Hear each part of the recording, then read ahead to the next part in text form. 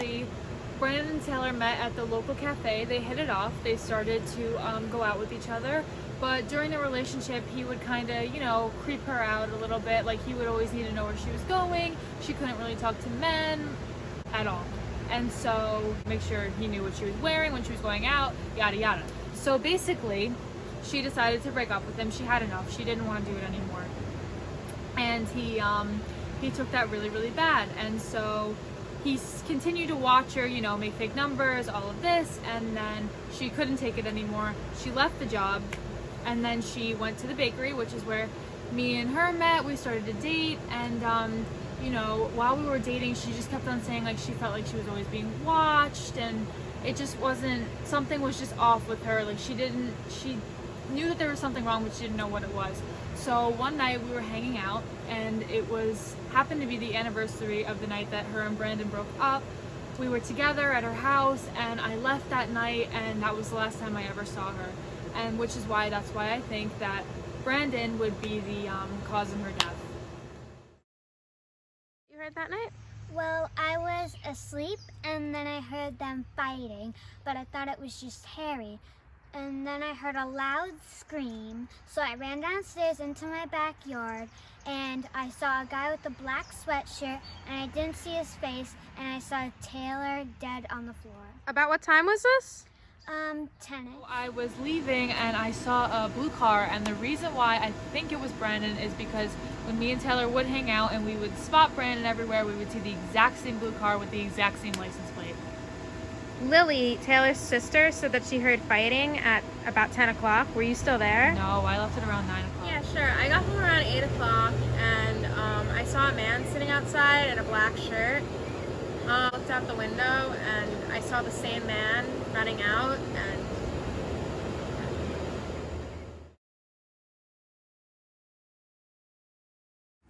Photographer? Sketch artist?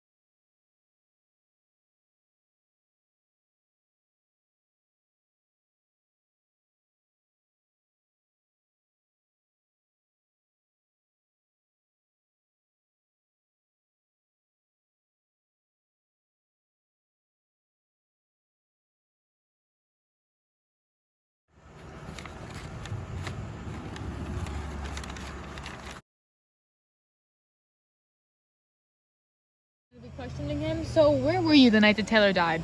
I was at home watching TV by myself. Okay. What kind of car do you drive? A blue Honda. And have you had any contact with the victim since you guys broke up? No, I have not contacted her. None at all. No. Okay.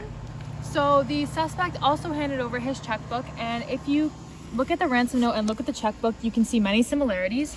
There is capital letters throughout. The A's are specifically curled up at the end, which you can also see in all of the A's in the ransom note, and all of the letters are also slanted in both of the notes, which leads you to conclude that they are from the same exact person. Fibers.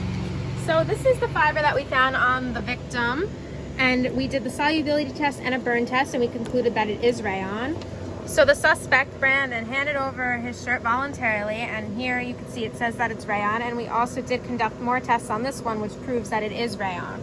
So it would be a match, and Lily also said she saw the suspect in black. So this is a fingerprint we found on the note. It is a central pocket whorl. This is a fingerprint that we took from the suspect, Brandon. You can see that it's also a central pocket whorl, and they have many similarities showing that it was Brandon who was at the crime scene.